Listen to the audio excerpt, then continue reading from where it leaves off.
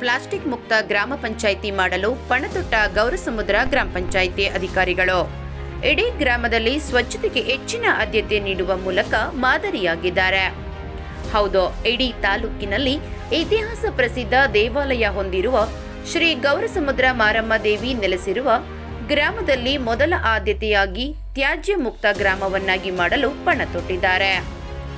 ಚಳ್ಳಕೆರೆ ತಾಲೂಕಿನ ಗೌರಸಮುದ್ರ ಮಾರಮ್ಮ ದೇವಿಯ ತುಂಬಲು ಆವರಣದಲ್ಲಿ ಗ್ರಾಮ ಪಂಚಾಯಿತಿ ಸಿಬ್ಬಂದಿಯಿಂದ ಮತ್ತು ಊರಿನ ಮುಖಂಡರಿಂದ ಸಹಕಾರದಿಂದ ಎಲ್ಲರೂ ಸೇರಿ ತುಂಬಲು ಆವರಣದಲ್ಲಿ ಸ್ವಚ್ಛತೆಯನ್ನು ಮಾಡಿದರು.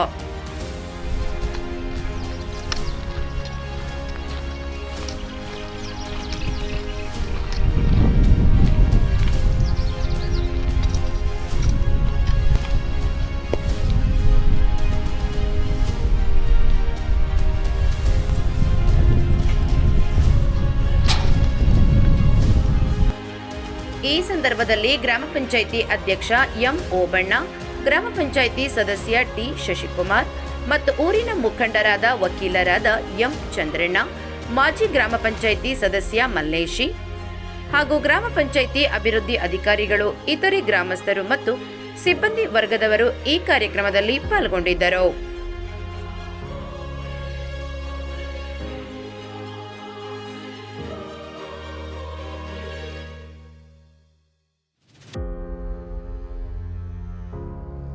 ಸುದ್ದಿಗಳಿಗಾಗಿ ಸಿಟಿ ಚಾನೆಲ್ ಚಳ್ಳಕೆರೆ ಸಬ್ಸ್ಕ್ರೈಬ್ ಮಾಡಿ. ನಮ್ಮ ಚಳ್ಳಕೆರೆ ಟಿವಿಯನ್ನು ಪ್ರತಿದಿನ ಸಂಜೆ 8 ಗಂಟೆಗೆ ವೀಕ್ಷಿಸಿ.